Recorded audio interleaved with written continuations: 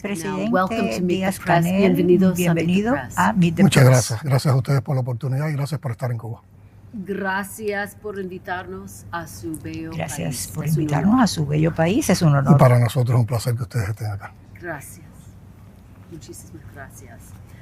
I want to start Yo quisiera comenzar President Trump. Con el presidente Trump. Él dijo que tiene planes de tomar a Cuba de alguna forma. Él dijo, y cito, yo creo que puedo hacer lo que yo quiera con Cuba. ¿Usted toma en serio las amenazas de Trump? A ver, yo creo que en los últimos días se han dicho muchas cosas, no solo por el presidente, sino por otros funcionarios del gobierno de Estados Unidos, que realmente denotan un lenguaje, una retórica agresiva hacia Cuba. Hay que conocer la historia de nuestro país. Nuestro país es un país que en su identidad tiene muy arraigados los valores de la soberanía y la independencia. Durante 150 años Cuba luchó primero para librarse de la colonia y después de la neocolonia. Y con la Revolución Cubana, con su triunfo en enero de 1959, se borraron todo un grupo de dependencias, se borró el avasallamiento, la subordinación a una potencia extranjera y trajo todo un grupo de consecuencias para el país en beneficio de las cuales el pueblo cubano no está dispuesto a renunciar. Hay uno de los generales más brillantes de nuestra guerra de independencia, Antonio Maceo, que dijo: quien intenta apoderarse de Cuba solo recogerá el polvo de su suelo anegado en sangre si no perece en la contienda. Nosotros somos un país de paz. Nosotros no promovemos la guerra, no nos gusta la guerra, propiciamos la solidaridad, la cooperación entre los pueblos, pero estamos dispuestos a defender esa paz que queremos. Por lo tanto, no nos intimidamos y nosotros no queremos que nos tome ni la sorpresa ni la derrota. Esa es una de las interpretaciones que se le pueden dar a esta amenaza y cuál es la posición de Cuba. La otra interpretación que se le puede dar es cuando hablan de que Cuba se caerá por sí sola y nos tratan de poner una etiqueta de Estado fallido o de país que va a colapsar, lo cual está negado por la realidad. Como un país como este en 67 años ha soportado todo tipo de presiones, de agresiones e incluso durante más de 60 años el bloqueo más prolongado de la historia, que es un bloqueo criminal genocida. Habría mucho que hablar sobre estos temas, pero sí decirles que el pueblo cubano, la revolución cubana, está dispuesta a defenderse. Entonces pasamos a la próxima pregunta. El presidente de Trump quiere tomar a Cuba, como ha hecho con el presidente Maduro en Venezuela, como ha hecho en Irán, donde ha matado al líder supremo. ¿Pudiera ser usted arrestado o asesinado por el gobierno de los Estados Unidos, piensa usted? Es una pregunta muy interesante. A mí nunca me gusta que se hagan paralelismos entre Cuba y otras naciones, porque nosotros tenemos una historia propia, nos movemos en unas circunstancias propias y es también desconocer un poco nuestra historia, la fortaleza de nuestra unidad y la fortaleza de nuestras instituciones. Los que asumimos responsabilidades dentro de la revolución tenemos un compromiso con la revolución y sobre todo con nuestro heroico pueblo. Y en ese sentido de responsabilidad está incluida la convicción de que estamos dispuestos a dar la vida por la revolución, por la causa que defendemos. Por lo tanto, para mí eso no es una preocupación. Si llegara el momento, no creo que haya justificación para que los Estados Unidos provoquen una agresión a Cuba o para que los Estados Unidos traten de dar un golpe quirúrgico o el secuestro de un presidente en Cuba. Si se produjera, hay combate, hay pelea, nos defenderemos y si nos toca morir, moriremos porque, como dice nuestro himno nacional, morir por la patria vivir. Pero ahí se confunde algo y es que siempre se personaliza la dirección de la revolución cubana con una persona. En un momento se personificó con el comandante en jefe, en otro momento con el general de ejército, ahora tratan de personificarla conmigo. Y es que nosotros tenemos una dirección colectiva en la cual hay una unidad, una cohesión, una unidad ideológica también y hay una disciplina revolucionaria. Por lo tanto, eliminar a una persona dentro de la estructura de dirección de la revolución no resuelve ningún problema. Al contrario, hay cientos de personas que están en condiciones de ocupar esa responsabilidad y de manera colectiva decidir. Y estamos preparados para enfrentar cualquier tipo de situación. lo que usted dice tiene mucha fuerza, pero tiene temor por sí mismo, por su familia. ¿Está preparado usted, como usted dice, de hacer el último sacrificio si fuera atacado? No tengo temor, estoy dispuesto a dar la vida por la revolución. Por supuesto, no me gustaría que esa fuera la actitud del gobierno de los Estados Unidos. No creo que el pueblo norteamericano, que es un pueblo sensible, permitiría o vería bien que su país, que su gobierno invada una pequeña isla que no reporta ninguna preocupación en materia de seguridad nacional para el gobierno de los Estados Unidos. Una isla que quiere paz, una isla que quiere dialogar, una isla donde su pueblo quiere tener una relación directa con el pueblo norteamericano, vería bien eso. Pero además, ¿cuál sería la justificación para hacer eso? Pero además, una agresión a Cuba tendría costos. Tendría costos para ambos países en pérdida de vidas humanas innecesariamente que pueden ser evitadas. Tendría costos materiales. Afectaría la seguridad y la estabilidad de Estados Unidos, de Cuba y de la región. Yo creo que hay que ver las cosas con mucha responsabilidad de cuando se toma la decisión sobre un hecho de esa magnitud, y sobre todo cuando antes de tomar esa decisión, que es totalmente ilógica e irracional, hay una lógica que es más justa, que es la de dialogar, la de discutir, la de debatir y la de tratar de llegar a acuerdos que nos alejen de la confrontación. ¿Está Cuba activamente preparándose ante la posibilidad de un ataque por parte de los Estados Unidos?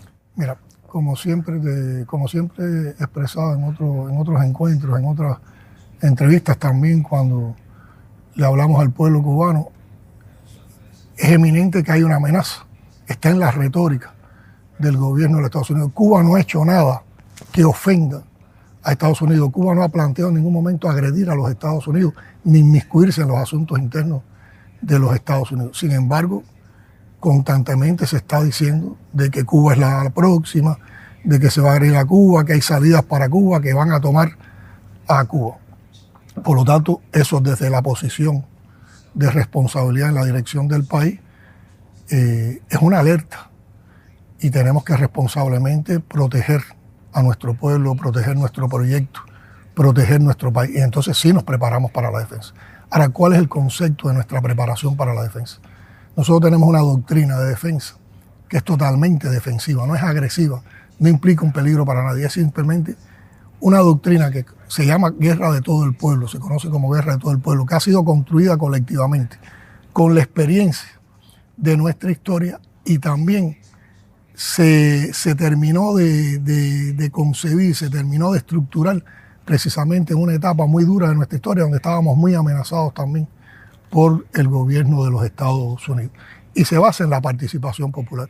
Cada cubana y cada cubano tiene una misión, tiene un propósito, tiene un objetivo que defender, tiene un lugar y una posición que ocupar en la defensa. Y se hace sobre la base de la participación popular, la participación voluntaria, y por supuesto comprende la preparación para la defensa de todos los escalones y de todos los eslabones que conforman nuestra defensa territorial. Pero es una concepción totalmente defensiva y no agresiva.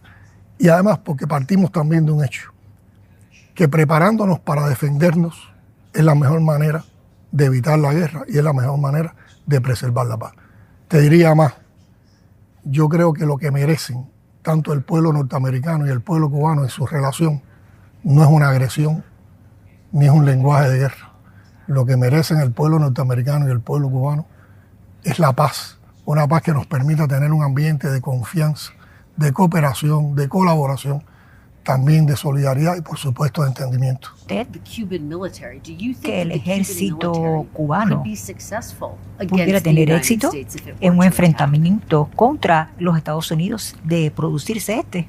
Cuando hablamos de defensa de Cuba, hablamos de nuestras gloriosas Fuerzas Armadas Revolucionarias, pero también de nuestro pueblo, que está estructurado en diferentes eslabones de esa defensa territorial. Sí tendríamos éxito, sí podemos tener éxito.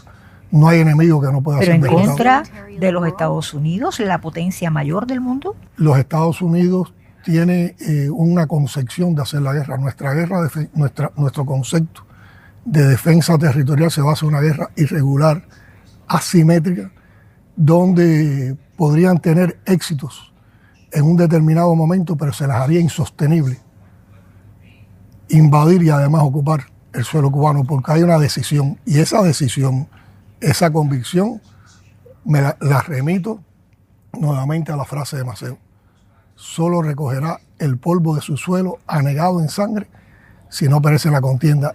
Y no es una consigna, no es un eslogan. Si ahora sales a la calle y le comentas la primera, o le muestras la primera frase, la primera parte de esa frase, a un niño, a un anciano, a un cubano, a un joven, te la va a completar inmediatamente, porque así nos hemos formado. Y eso está en nuestros sentimientos.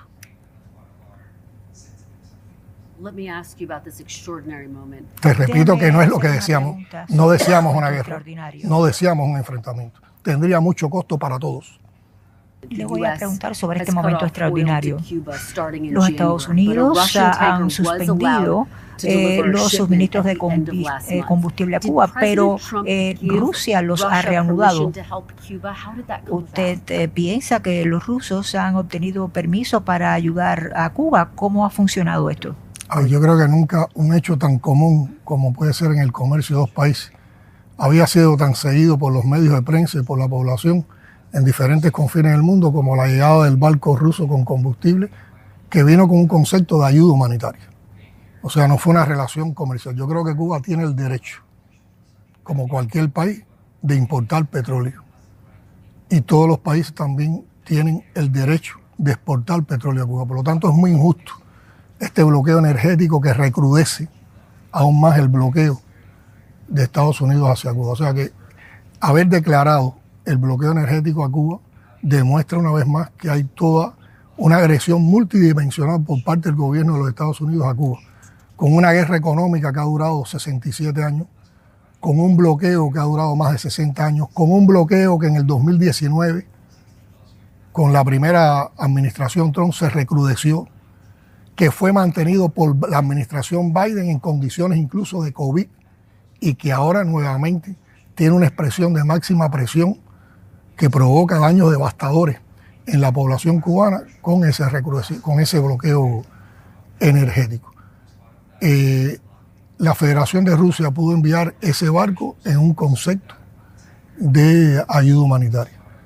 Estados Unidos ha persistido en mantener el bloqueo energético, por lo tanto nosotros no tenemos la seguridad de cuándo pueda entrar otro barco de petróleo a Cuba, cuando a nosotros nos corresponde el derecho de poder lograrlo. Y este barco que ha llegado, tampoco para tener falsas expectativas, solo, aunque es una ayuda importante en un momento como este, que reconocemos, pero solo cubre la tercera parte de la demanda de combustible de un mes en Cuba. O sea, tampoco ahora podemos creer que esto salvó ya la situación. Ahora es un crudo que tenemos que refinar, que tenemos que distribuir por todo el país, que vamos a dedicar una parte importante a aprovechar una capacidad de generación eléctrica de más de 1.200 megawatts que ha estado inutilizada en 4 meses y que nos podía dar una mejor situación en el suministro de energía y también para apoyar algunas actividades de la economía. ¿Por cuánto tiempo pueden ustedes sobrevivir hasta tanto no llegue el próximo embarque de petróleo de Rusia? Es una pregunta sumamente interesante y hay que contestarla en un momento muy difícil. Ningún país en el mundo puede desarrollar una economía que avance, próspera, sin combustible. Por eso yo te digo que hay un elemento de perversidad, de maldad, cuando una potencia que juega un rol de agresora somete a una situación como esta a una pequeña nación que está siendo constantemente agredida. Pero nosotros no nos hemos quedado con los brazos cruzados. Aquí hemos apostado y tenemos toda una estrategia y un programa de revitalización del tema energético en el país. Primero, a depender más que de la importación, a depender del crudo nacional. En Cuba tenemos yacimientos de petróleo, no alcanzan para cubrir todas las necesidades, pero nosotros podemos, y de hecho estamos incrementando la producción de petróleo, estamos explorando más yacimientos, estamos abiertos para la inversión extranjera en Cuba en perforación y exploración de pozos de petróleo. Incluso sería una oportunidad para empresarios norteamericanos que pudieran también participar en Cuba en inversiones en el tema energético. Lo que pasa es que el bloqueo es el que se lo impide, pero Cuba recibiría a empresas norteamericanas que quisieran participar en el negocio energético en Cuba sin ningún tipo de prejuicio. Esa es una línea. Por otra parte, hemos acudido a la ciencia y la innovación. Nuestros científicos han encontrado tecnologías, han desarrollado tecnologías que ese crudo cubano, que es muy pesado porque tiene un alto contenido de azufre, pueda ser refinado. Por lo tanto, si aumentamos la producción, podríamos tener una determinada disponibilidad que no cubriría todas nuestras demandas, pero una determinada disponibilidad que no tenemos hoy con productos que saldrían de la refinación de ese crudo cubano. Y por otra parte, hemos desarrollado toda una estrategia de transición energética con el uso más intensivo de las fuentes renovables de energía y por supuesto también con una estrategia de eficiencia energética. Todo eso combinado nos van a llevar o nos están llevando a una situación distinta. Todavía es compleja, demora tiempo, pero podremos resistir. Pero ¿qué se puede decir sobre la fortaleza del régimen cubano en estos momentos que precisa del apoyo de Rusia para sobrevivir? Precisamos ante todo de nuestro propio pueblo y de nuestras propias capacidades. Y yo creo que lo primero que hay que destacar es la creatividad con que nuestro pueblo ha enfrentado las adversidades que le impone el bloqueo recrudecido y ahora el bloqueo energético. Yo siempre describo la actitud de nuestro pueblo, del cual me siento totalmente orgulloso porque constantemente está dando lecciones de resistencia, de que su actitud es de una resistencia creativa. El pueblo cubano no resiste aguantando, soportando y de manera humillada. Al contrario, resiste y se crece. Es capaz de innovar, es capaz de crear y con eso puede sobrepasar la adversidad. Por lo tanto, es el pueblo. Y nuestra fortaleza está en nuestro pueblo y en la unidad que tenemos con ese pueblo. Ahora, para nosotros, bienvenida sea la ayuda de Rusia, la ayuda de China, la ayuda de Vietnam, la ayuda de México, la ayuda de otros países. Estados Unidos también podría tener otra visión hacia Cuba que no fuera la del enfrentamiento y la agresión y el bloqueo y pudiera también ayudar a Cuba. ¿Qué perjudica que Cuba se desarrolle? El presidente Trump dice que este es un país al borde del colapso. Siempre es muy curioso porque en las relaciones entre Cuba y Estados Unidos, sobre todo en momentos de tensión, se acuden mucho a las construcciones mediáticas, a las construcciones representativas de estereotipos y casi que imponen, incluso para la opinión pública mundial, le imponen unas determinadas visiones. Y en este caso está la del colapso. Yo preguntaría, ¿qué país en el mundo sería capaz, como lo ha hecho Cuba, como lo ha hecho el pueblo cubano, de soportar 67 años de agresión mantenida, sostenida de la potencia más poderosa del mundo? Con más de 60 años de bloqueo, con los últimos 6 o 7 años con bloqueo recrudecido y ahora con bloqueo energético, y pudieran no colapsar. Nosotros no hemos colapsado, nosotros mantenemos un país organizado, un país con armonía. En 67 años de revolución hemos conquistado muchos logros en lo social y a veces se nos critica lo económico, pero es que hemos tenido que enfrentar una economía de guerra y en medio de esa economía de guerra nuestra economía ha sido capaz de soportar y avanzar en proyectos sociales. Nosotros tenemos más de 32 proyectos sociales para atender vulnerabilidades, desigualdades.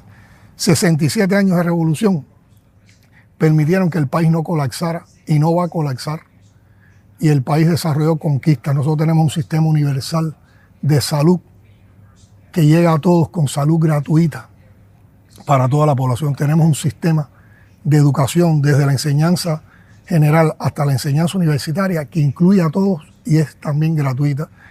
Tenemos logros en la cultura y en el deporte. Somos uno de los países con mejor proporción de medallas olímpicas por habitante. Hemos desarrollado los recursos humanos y tenemos un potencial también de fuerza de trabajo calificada, de científicos. Hemos desarrollado la ciencia y la innovación. Se conocen los avances de la biotecnología y la industria biofarmacéutica cubana. Hemos logrado equidad, justicia, igualdad. Tenemos una sociedad donde se respira tranquilidad, una sociedad segura, una sociedad que no admite la corrupción, el narcotráfico, el crimen organizado, una sociedad que es capaz de brindar solidaridad a otros pueblos a partir de sus potencialidades. Y eso no se puede ver como un colapso. Nos tratan de imponer la matriz del colapso cuando, por una política agresiva, por una política genocida de bloqueo, nos llevan a vivir una situación muy compleja. Nosotros estamos viviendo una situación compleja. Nuestro pueblo vive cosas muy duras todos los días, que están en el ámbito de lo nacional, pero lo podemos llevar al ámbito de lo familiar, pero no está colapsado en nuestro país. Nadie discutiría que el bloqueo o el embargo ha tenido impacto, pero discutamos algo sobre la situación aquí en Cuba. El pueblo de Cuba está sufriendo, hay escasez de energía, de alimentos.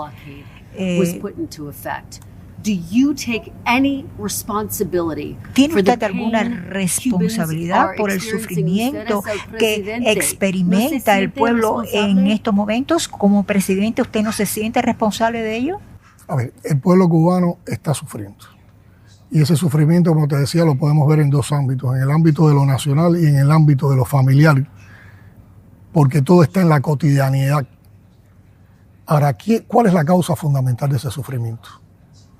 Ha sido los errores que puedo haber cometido yo, o como te digo, una dirección colectiva,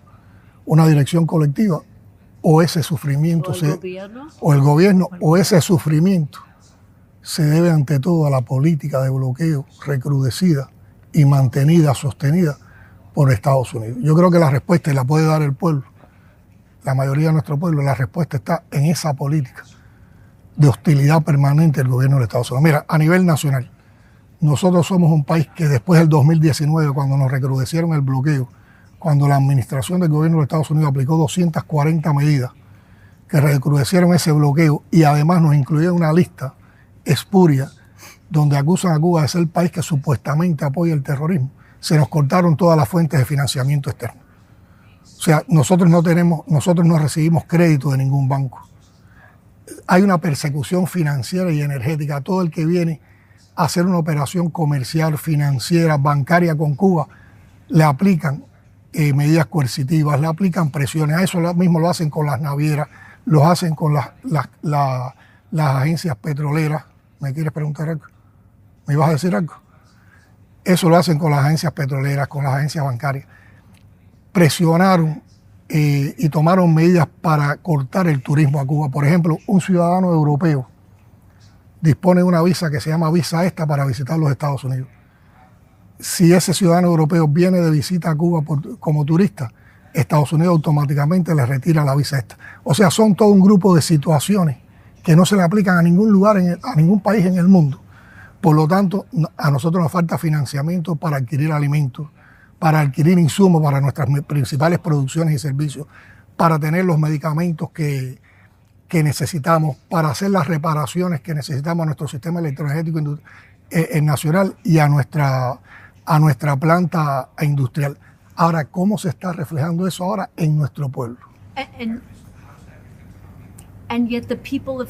Y aún así el pueblo de Cuba dice que usted no solo puede culpar a los Estados Unidos porque durante los últimos 10 años la economía ha venido en declive. Hay miles de personas que han abandonado el país. Te decía entonces que eso es la vida familiar hoy, cómo se lleva. Hay escasez de alimentos, hay escasez de medicamentos. Las madrugadas se convierten en madrugadas laboriosas porque cuando tú llevas 20 horas sin energía eléctrica, producto de un bloqueo, no le den capacidad de un gobierno.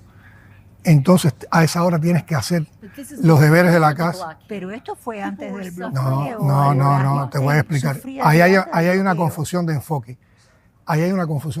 Nosotros veníamos bajo las condiciones de bloqueo, pero el bloqueo se recrudece y obtiene una cualidad distinta en el segundo semestre del 2019 con estas 240 medidas y con la inclusión de la lista de Cuba en una lista de países que supuestamente apoyan el terrorismo. Por lo tanto, todo se recrudeció. Por lo tanto, aquí está el efecto que venía acumulado del bloqueo, más el efecto que adiciona el recrudecimiento del bloqueo, más el efecto que ahora acumula también y potencia este bloqueo energético. Te lo digo responsablemente, no es culpa del gobierno cubano. No es culpa del gobierno cubano. Y hay personas, también ha creado malestar, porque vivir los últimos 10 años que han vivido bajo esas condiciones que son extremas en comparación con otro momento, el pueblo cubano tiene frustraciones, el pueblo cubano tiene molestias, el pueblo cubano sufre situaciones muy complejas, pero la mayoría del pueblo cubano no le achaca esa culpa al gobierno. También se ha manipulado mucho en las redes mediáticas. Se trata de desconocer los efectos que ha tenido ese bloqueo en todos estos años. Y te voy a comentar con ejemplos concretos para que veas la brutalidad de ese bloqueo y lo que ha implicado en el pueblo cubano. Y sin embargo, ¿cuál ha sido la respuesta de ese gobierno que supuestamente quieren condenar como el culpable? Y voy a referirme a los momentos de la COVID.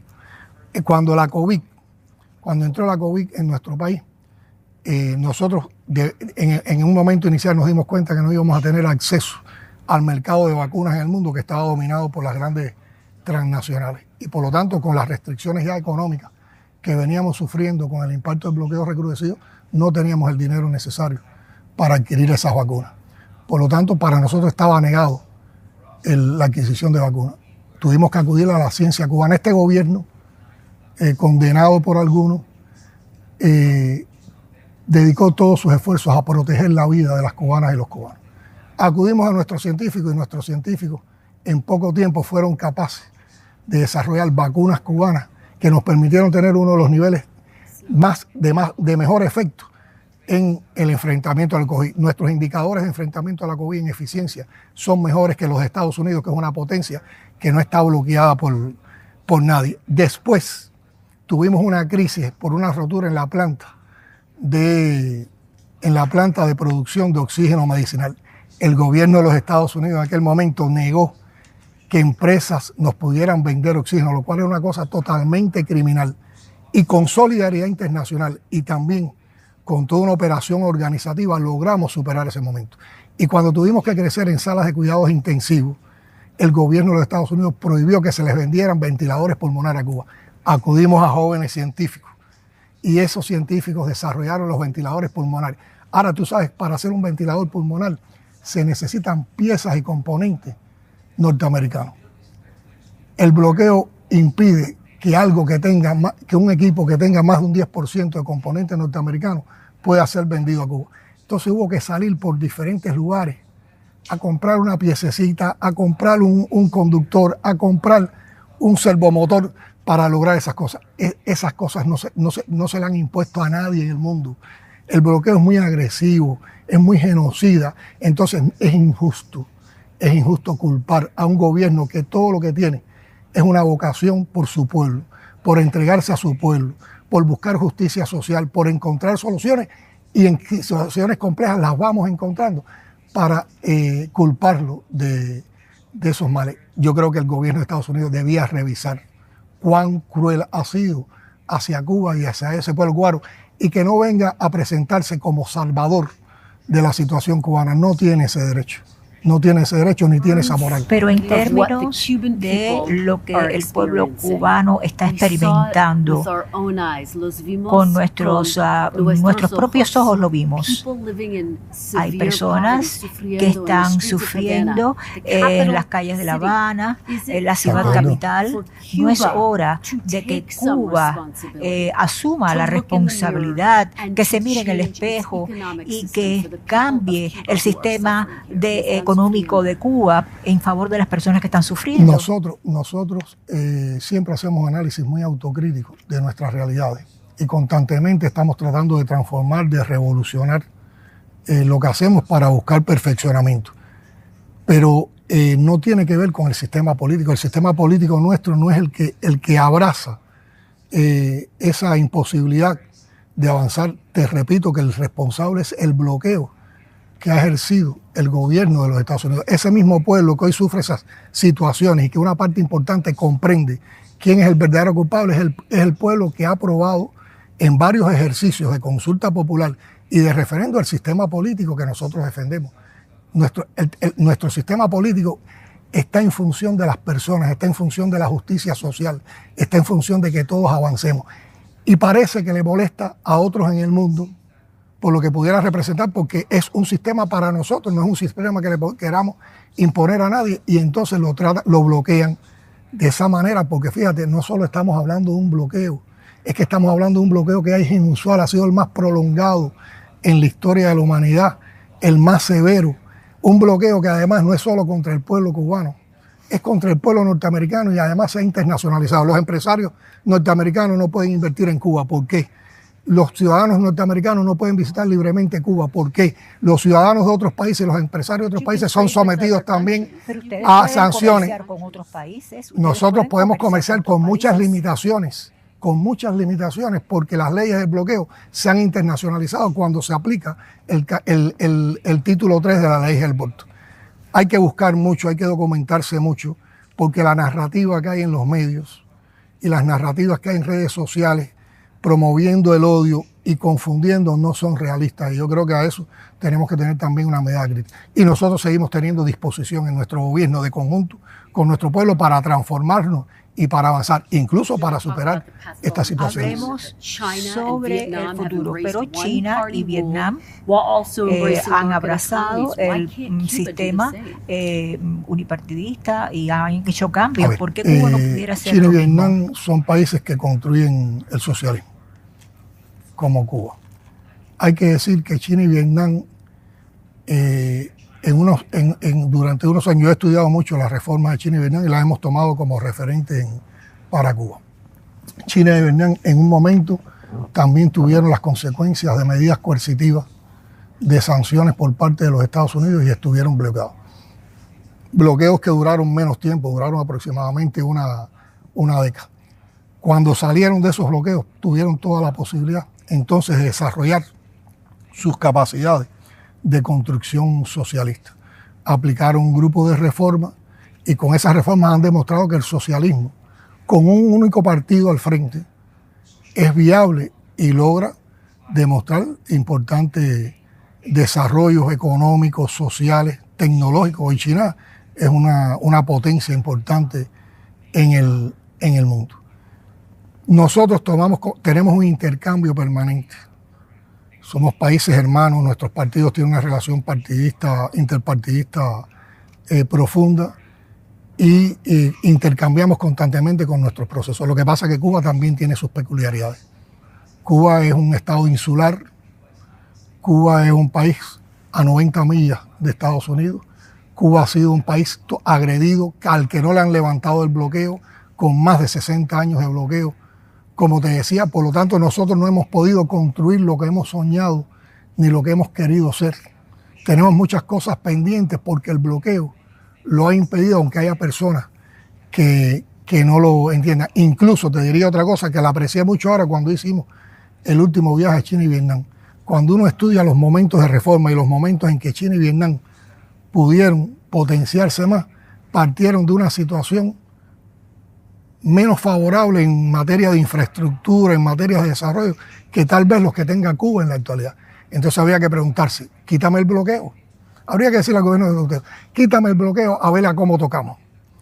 Quítame el bloqueo a ver cómo tocamos, a ver si Cuba, con todas esas potencialidades que tiene, si bloqueada, ha sido capaz de lograr conquistas. ¿Qué no haría si no estuviera bloqueada? Porque hemos sido capaces hasta de dar solidaridad siendo bloqueados. ¿Por qué Estados Unidos tiene que gastar si somos tan incapaces, si somos tan tontos como nos quieren ver, si somos tan cerrados, si somos tan poco innovadores? ¿Por qué entonces se han empeñado durante tantos años en gastar millones, que son millones de dinero que lo aportan los contribuyentes, o sea, el pueblo norteamericano, para planes subversivos, para bloqueos, para aplastar la revolución cubana? ¿Por qué no nos dejan por nosotros mismos caernos si es lo que ellos creen? ¿O por qué no estarían dispuestos a apreciar que Cuba sin bloqueo sería capaz de tener niveles de desarrollo económico y social de un amplio impacto y demostrar que otras soluciones son posibles en el mundo, que otros modelos son posibles en el mundo. Ha habido conversaciones entre Cuba y los Estados Unidos. ¿Cree usted posible que sea viable llegar a un acuerdo con el presidente Trump de los Estados Unidos? A ver, aquí yo creo que podemos tener un enfoque que parte de lo que es posible y de lo que es difícil. Yo creo que el diálogo y los acuerdos con el gobierno de los Estados Unidos son posibles, pero son difíciles. La posibilidad, ¿dónde está? Cuba siempre ha tenido una disposición, en todos los años de la revolución, una posición histórica de tener una relación civilizada como vecinos con los Estados Unidos que nos permita en todo un grupo de áreas tener cooperación, tener intercambio, tener una relación normal. Y siempre lo que hemos pedido es que esa relación hay que construirla desde una posición de respeto, desde una posición de igualdad, sin imponer, sin condicionar, porque el condicionar no lleva al diálogo, imponer no lleva a la negociación. Para que haya una conversación, para que haya un diálogo, para que se pueda llegar a un acuerdo de negociación, tiene que haber disposición, tiene que haber capacidad de dialogar y de escuchar de ambas partes, tiene que haber respeto, tiene que haber decencia y tiene que haber reconocimiento. Por lo tanto, hay todas las condiciones y todas las posibilidades, si ambas partes estamos de acuerdo, de tener ese diálogo. ¿Cuáles son las cosas que hacen difícil ese diálogo? En primer lugar, la política en estos 67 años de Estados Unidos hacia Cuba ha sido una política totalmente hostil. Los Estados Unidos siempre han asumido como potencia la posición de agresoras y Cuba ha tenido que asumir la posición como pequeña isla de agredida. En varios momentos, y este es otro de los antecedentes que facilita de que pueda haber un diálogo, en varios momentos se han tenido acuerdos, se han tenido conversaciones con diferentes administraciones de Estados Unidos y se han llegado a compromisos. Cuba siempre ha cumplido sus compromisos. Estados Unidos ha incumplido muchos de esos compromisos. Estados Unidos, por ejemplo, en los momentos actuales, ha estado en conversaciones con otros países y después, en medio de esas conversaciones, los ha agredido. Entonces, todo esto crea mucha desconfianza. Y sabemos que en Estados Unidos hay fuerzas que constantemente, cada vez que ven un momento en el cual hay posibilidades de conversar, hay posibilidades de dialogar, tratan de boicotear esa negociación. Pero insisto, yo confío en que podemos conversar con respeto, con decencia, en que podemos encontrar por la vía del diálogo solución a nuestras diferencias bilaterales, en que podemos encontrar áreas de cooperación en las cuales podamos desarrollar proyectos. Hay muchos temas en los cuales podemos trabajar. Están los temas de enfrentamiento al narcotráfico, al terrorismo, los temas migratorios, los temas de enfrentamiento a el crimen transnacional. Podemos avanzar en negociaciones, podemos tener inversión y negocios de empresarios norteamericanos en Cuba. Tenemos una comunidad cubana residente en Estados Unidos que tenemos que también propiciarle facilidades tanto en Estados Unidos como en nuestro país. Tenemos un pueblo norteamericano que podría visitar a Cuba. Podemos tener intercambio cultural, deportivo, de salud. Y todo eso nos permitiría entonces construir espacios de entendimiento que nos alejen de la confrontación, que garanticen la paz y la seguridad no solo de Cuba y Estados Unidos, sino también del área de América Latina y el Caribe. Y ese es el futuro al que nosotros aspiramos, a tener una relación de buenos vecinos, una relación civilizada, independientemente de nuestras diferencias ideológicas. Y yo creo que sería una oportunidad, es lo que merecen nuestros pueblos. Te voy a contar una anécdota. Me dicen que se nos acaba el tiempo. Es una lástima, es una lástima. Por favor, déjenos terminar con las preguntas. Es una lástima que se nos acabe el tiempo porque tenemos mucho que conversar. Por lo tanto, yo te propongo que en otro momento también podamos conversar. Pero mira, te voy a contar dos anécdotas. dos anécdotas. Pero está bien, tenemos muchas más preguntas. Quería darle el tiempo y darle la respuesta para que la escuchen. Estoy de acuerdo. Cubanos y Estados Unidos. Entonces, por ejemplo, dos anécdotas que te dan la idea de cuánto podíamos disfrutar ambos pueblos si pudiéramos llegar a acuerdos y pudiéramos llegar a realizaciones, a espacios que permitan todo esto. Una entidad cubana de ciencia y tecnología y biotecnología farmacéutica hace años lleva un ensayo clínico con una prestigiosa entidad de cáncer en los Estados Unidos. Un ensayo clínico sobre una vacuna cubana contra el cáncer pulmonar. Ya casi lleva una década este ensayo clínico. Hay que decir que los resultados de este ensayo clínico son sumamente alentadores. Tanto la parte norteamericana como la parte cubana tienen una confianza tremenda en el éxito de este ensayo clínico y en lo que podía representar para la salud de los Estados Unidos y para la salud de Cuba. Ahora, recientemente, yo todas las semanas tengo encuentros con científicos cubanos porque tratamos de abordar desde la ciencia y la innovación la solución a los problemas del país. Y me presentaron los resultados que va teniendo también un ensayo clínico sobre un medicamento cubano muy novedoso para combatir el Alzheimer. En ese ensayo clínico hay una colaboración con una clínica de Colorado en los Estados Unidos donde vienen pacientes norteamericanos a recibir el tratamiento en Cuba, después regresan a los Estados Unidos y continúan su tratamiento. Hay que ver en los términos en que el director de esa clínica en Colorado habla de cómo sus pacientes han mejorado y han tenido resultados superiores a cualquiera de los otros medicamentos. Entonces, no se puede privar con una política de bloqueo que responde a minorías, que responde a élites, la relación que pudieran tener nuestros dos pueblos. Y a eso es a lo que exhorto, a que haya comprensión, a que haya sensibilidad, a que veamos oportunidades en nuestra relación y no alentemos la confrontación, la guerra y la agresión. Quisiera seguir hablando sobre el futuro de las negociaciones. ¿Tiene usted confianza en que el presidente Trump llegue a un acuerdo? Bueno, nosotros si estamos en una conversación es porque aspiramos a que podamos llegar a un acuerdo. Y te lo decía por esta circunstancia.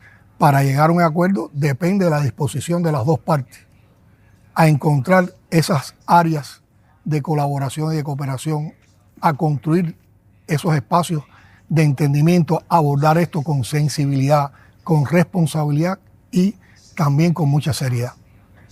Señor presidente, ¿está usted en conversaciones directas con el secretario de Estado Marco Rubio? ¿Tiene usted confianza en él? Nosotros estamos en conversaciones y estaremos en conversaciones siempre que Estados Unidos esté dispuesto con el representante del gobierno de los Estados Unidos que se decida por parte de ese país para tener las relaciones con nosotros. Sobre los detalles, a ver, los procesos de conversación son procesos complejos. Son procesos donde primero se establecen canales de diálogo. Después hay que construir agendas que permitan debatir y que permitan conciliar intereses comunes. Pero ¿le ha usted hablado con el secretario Rubio? No, yo no he hablado con el secretario Rubio, no conozco al secretario Rubio. Después de construir agendas y debatir, si hay disposición, se pueden llegar a los acuerdos. Pero estos son procesos que hay que conducir con mucha sensibilidad, con mucha responsabilidad, con mucha decencia y con mucha discreción, para no crear falsas expectativas, para que no se manipule la información, para que no se manipulen los propósitos. Por lo tanto, prefiero no dar detalles sobre estos temas. Hablemos sobre algunas de las demandas claves de los Estados Unidos, el reconocimiento de la prensa libre, la liberación de los presos políticos, la celebración de elecciones justas. Bueno, en estos momentos no hay nadie nos ha demandado esos puntos y nosotros hemos establecido que el orden interno, el orden constitucional cubano, el respeto a nuestro sistema político son temas que no van a una negociación ni a una discusión con los Estados Unidos. Y creo que hay que superar Cristi, yo creo que hay que superar toda una parlafernaria que ha existido de conceptos acerca de temas sobre Cuba, sobre democracia, derechos humanos, si somos tiranía o dictadura o no, libertad de expresión, existencia de sindicatos en los cuales hay mucha manipulación y hay mucho prejuicio que yo creo que tenemos que superar y llevaría, no nos da el tiempo ahora, llevaría mucho tiempo, pero nosotros tenemos todos los argumentos para demostrar cuán democráticos somos, cómo es el sistema de elecciones en los Estados Unidos, que es un sistema de elecciones que viene desde la base, cómo ejercemos el poder con el pueblo, cómo si somos defensores de los derechos humanos, cómo no somos una dictadura. Tendría que explicarle mucho más tiempo y te pido que en otro momento podamos hablar sobre esas cosas. Pero hay mucho prejuicio que hay que sobrepasar y que hay que eliminar.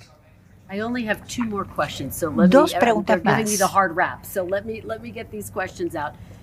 There are still more than 1,200 political prisoners, including one of the most high-profile political prisoners, Cuban rapper Michael políticos en Cuba. Michael Osorbo está preso y que ha ganado 12 Grammys latinos. A ver, este es otro de los temas en los cuales también están esos prejuicios. Se habla de presos políticos en Cuba. En Cuba, como mismo tú decías, que el pueblo vive una situación difícil. Hay personas, en Cuba todo el mundo no está a favor de la revolución. Hay personas que no acogen la revolución, que todos los días se manifiestan de diferentes formas en contra de la revolución y no están presos. Esa cápsula que han creado, esa imagen de que Cuba, a todo el que habla contra la revolución, lo ponemos preso y es un preso político, es una mentira y es una calumnia, es parte de la fabricación esa para desprestigiar, para descolocar, para satanizar y para asesinar la reputación de la revolución cubana. Ahora, ¿qué ocurre? En Cuba, por ejemplo, se producen manifestaciones, sobre todo cuando hay apagones largos, cuando hay problemas de suministro. La gente cuando se manifiestan, ¿qué hacen? Van a las instituciones de nuestro gobierno, a las instituciones del Estado, y ahí comparten con dirigentes que los atienden, les explican y se solucionan los problemas o se dan los argumentos. Eso es un ejercicio totalmente democrático y nadie va preso por hacer eso. Ahora, muchas veces se confunde y se estimula que personas que tienen una determinada adversión o un determinado descontento lo promuevan para que cometa hechos vandálicos o hechos que alteran nuestro orden constitucional o que alteran también el orden interior o agreden la tranquilidad ciudadana, incluso muchas veces financiados por organizaciones terroristas, muchas veces financiados por los programas de agencias del gobierno norteamericano que estimulan la subversión contra Cuba, muchas veces instruidos incluso por la Embajada de los Estados Unidos en Cuba, y esas personas entonces no están presas por manifestarse, están presas como estarían en cualquier lugar del mundo que respete su constitución y que respete sus procesos legales por cometer hechos vandálicos y hechos que son condenables en cualquier lugar del mundo. No hay presos políticos en Cuba, te lo aseguro. Ya tengo que ponerle fin a tengo que hacerle esta última pregunta.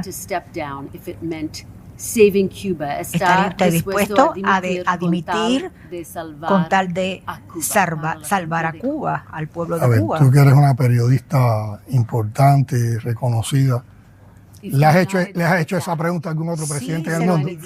Si se lo pidiera en los Estados Unidos. Porque es una de las condiciones que están imponiendo los Estados Unidos. Te explico, tú le hubieras hecho esa pregunta a otro presidente en el mundo. ¿Se la has hecho a otro presidente? Yo hago preguntas. ¿Se la podrías preguntar a Trump? A ver, eso muestra, ¿es una pregunta tuya o es una pregunta del Departamento de Estado o del gobierno de los Estados Unidos? Mi pregunta es, porque es una de las cosas que hemos oído del gobierno. Voy a asumir que, si ellos se lo pidieran. Por tu sinceridad, voy a asumir que la haces precisamente por esas cosas. Primero, en Cuba, las personas que están al frente y en las responsabilidades de gobierno no las elige el gobierno de los Estados Unidos ni las mandata el gobierno de Estados Unidos. Nosotros somos un Estado soberano, libre. Nosotros tenemos autodeterminación, nosotros tenemos independencia y nosotros no nos sometemos a ningún designio del gobierno de los Estados Unidos. Por otra parte, los dirigentes cubanos no llegamos porque representamos una élite de poder. Podrías ver mis orígenes, dónde nací, en el seno de qué familia nací, qué es lo que he hecho en la vida. Es el pueblo el que nos elige, aunque hay una matriz que trata de desconocer eso. Cualquiera de nosotros para ocupar una responsabilidad tiene que ser elegido en la base, en un distrito electoral, por miles de cubanos. Y después los cubanos que representan a esos otros en la Asamblea Nacional del Poder Popular eligen esos cargos en votación indirecta, como es en otros países del mundo. O sea, nosotros tenemos un sistema también de elecciones que es totalmente sobre la base de la participación popular. Por lo tanto, cuando nosotros asumimos una responsabilidad, no lo hacemos ni por una ambición personal, ni por una ambición corporativa, incluso por una posición de partido, porque nuestro partido no es electoral. Lo hacemos por un mandato del pueblo. Y en el concepto de los revolucionarios no está rendirnos. Si el pueblo cubano entiende que soy incapaz, que no estoy a su altura, que no lo represento, ese es el que tiene que decidir si yo debo estar en la dirección o ocupando el cargo de presidente o no. Pero además recuérdense que no pueden focalizar solo la dirección del país, la dirección de la revolución y la continuidad de la revolución en una persona. Que hay una dirección colegiada y es una dirección colegiada que tiene un amplio vínculo con ese pueblo. Pero no son los Estados Unidos los que nos pueden imponer ni nos pueden pedir un cambio. El gobierno de los Estados Unidos, que ha llevado esa política hostil contra Cuba, no tiene moral para exigirle nada a Cuba, no tiene moral incluso para decir que ellos están preocupados con la situación del pueblo cubano y que el gobierno cubano es el que ha llevado a Cuba esta situación cuando ellos tienen toda esa responsabilidad. Yo creo que lo más importante es que asumieran una posición crítica, una posición sincera, viera cuánto ha costado lo que han hecho en política para el pueblo de Cuba en sufrimiento, en limitaciones, a cuánto han privado al pueblo norteamericano de una relación normal con Cuba y se dispongan, como hemos pedido, y como hemos solicitado y como tenemos interés, de dialogar, de debatir sobre cualquier tema, no condicionando, no exigiendo cambios de nuestro sistema, como nosotros no exigiríamos cambios del sistema norteamericano sobre el cual tenemos un sinfín de dudas y un sinfín de críticas, y nos centremos en lo que nos puede unir, en lo que nos puede facilitar espacios de entendimiento y, una vez más repito, para evitar la confrontación y tener un futuro para ambos pueblos de beneficio, de relación, de amistad y también de solidaridad. President Díaz-Canel, thank you so much. Muchas gracias a ti, muchas gracias a ti, muchas gracias a ti. Muchas gracias a ti y habernos dado esta oportunidad de hablar para el pueblo norteamericano.